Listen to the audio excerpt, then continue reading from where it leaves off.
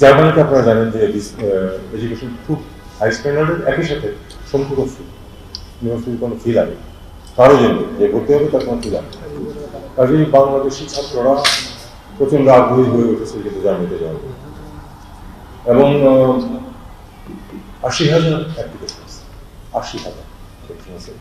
জার্মানরা শুধু তিনি চলে গেছেন, তিনি বলেছেন যে দেখুন আমার কিছুই করার নেই, কারণ আমার মোট সামর্থ্য হচ্ছে 2000 কেস প্রতি বছর করা। তার মানে তারা এটা আসলে হ্যান্ডেল করতে পারবে। যদি অপেক্ষাও করে আমাদের ছাত্ররা তৈরি করে আসতে হবে। আমরা তাদেরকে রিকোয়েস্ট করেছি যে এটা অন্তত পক্ষে যেন পাকিস্তান থেকে তারা 9,000 ছাত্র নেয় প্রতি বছর, অন্তত পাকিস্তানের সমান লেভেলের জন্য আমাদেরকে নেয়, এই রিকোয়েস্ট করেছি। আমরা চেষ্টা করছি যে এটা করা যায়। একইভাবে শিক্ষা এবং এমপ্লয়মেন্টের জন্য আপনার উপস্থিত হয়ে বিচারিত হয়, এটা হলো আরেকটি বিষয়।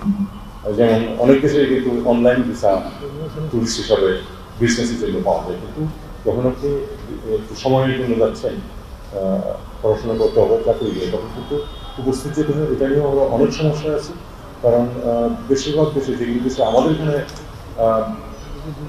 রাষ্ট্রদূত নেই, তাদের তাই দিল্লিতে হলো তাদের থেকে অ্যাক্টিভিটি। তখন আমাদের মুশকিল যেটা হচ্ছে যে যেহেতু ভারতের ভিসা পাওয়া যেহেতু অনেক কঠিন হয়ে গেছে, অনেকেই সাফার করছেন। আমরা চেষ্টা করছি যে এটা ডাইভার্সিফাই করা যায় কিনা। যেমন সার্বিয়ার জন্য একবার আমাদেরকে অ্যালাউ করেছিল ভিয়েতনাম থেকে নিতে, ভিয়েতনামে তাদের এম্বাসি আছে আমাদের এখানে। এরকম আমরা চেষ্টা করছি যে বিভিন্ন ধরনের ডাইভার্সিফাই করা যায় কিনা, যে দিল্লি থাকুক, পাশাপাশি আরও একটি দেশে তাদের দূতাবাস হচ্ছে।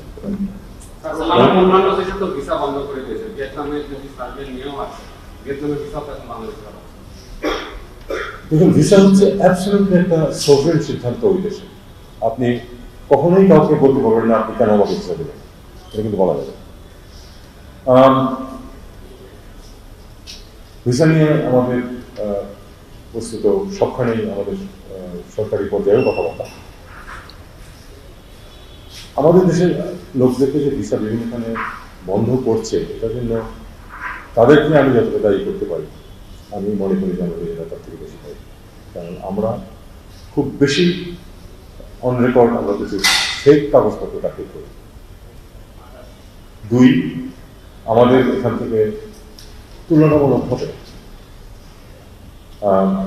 রেগুলার মাইগ্রেশনে যাওয়ার সংখ্যা বেশি। কাজে আমাদের রেপুটেশনের প্রশ্ন, যে কারণে আমাদের ভিসা কঠিন হয়ে গেছে, জেনুইন লোকদের জন্য কঠিন হয়ে গেছে। এটা আমাদেরকে নিজেদের ঘর ঠিক করতে হবে।